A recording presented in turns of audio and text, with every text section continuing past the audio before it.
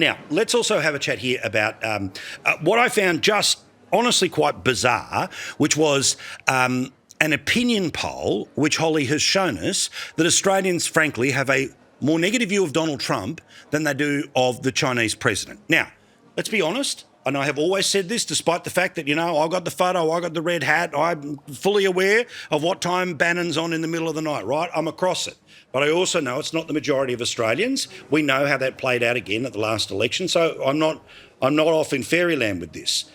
But for goodness sake, what is going wrong with how we talk about China that you have Putin minus 60, you have Trump minus 40, but the bloke who's actually reshaping the world as we speak, already winning the Third World War without a shot being fired, is more popular than the President of the United States. What does that tell us about where we get our information from and how little people care about what's going on in the country, where if they execute you, they'll send you the bill for the bullet? And I'm not talking about America.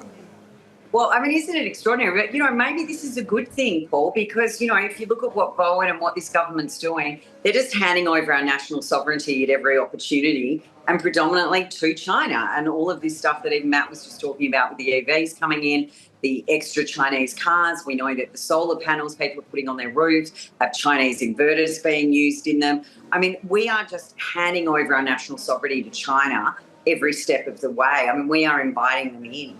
And, you know, maybe for all these Australians that think Trump's more scary, thank God they like Xi, because he could be here sooner than we think. I mean, when you look at what's happening geopolitically, China's in our, you know, in our part of the world, in our neighbourhood.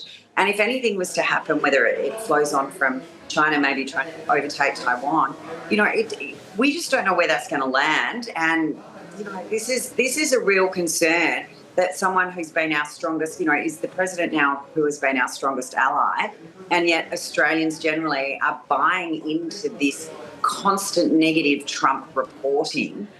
Is just really, it's really quite worrying. Yeah, I mean, I was thinking about this is that part of the feeling, the negative feeling about Trump is because, again, all day, every day in the news, right? But we have no insight. I mean, again, you can think whatever you want about Trump. Who's the bloke who basically disappeared the entire top of the military? And I'm not saying, you know, took him out of Minnesota. I'm talking about Xi, who's just ripped the top off his military and nobody knows where they are. I think this is a thing about our lack of reporting about the day-to-day of how China works. Matt. Well, Paul, look, Xi Jinping's still at -40. He's not seen through rose-coloured glasses. But I think a lot of the rest of the population would unfortunately not even know who Xi Jinping is. Let's face that.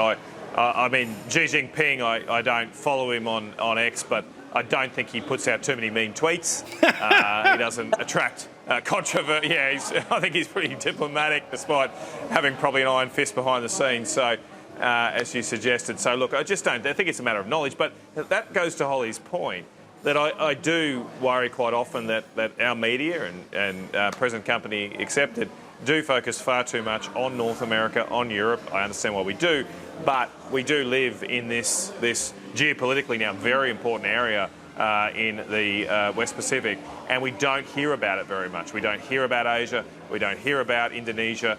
We don't hear about the seismic events that are occurring in our region that will affect us a lot more than, say, the next UK elections and Nigel Farage. We hear much more about that. Yeah. But we do need to think about our own country first. Good stuff. Thank you very much, Matt. Enjoy Townsville. Holly, what's on the specials menu for tonight, mate? Well, you know, because I love small business so much, and my poor chef, we opened the cafe last Monday and she's sick. So guess who was on the tools today? Good stuff. I expect the next couple of weeks. All right, ham and cheese croissants for everyone. Get it in the press. You'll be fine. Thank you, guys. Appreciate it.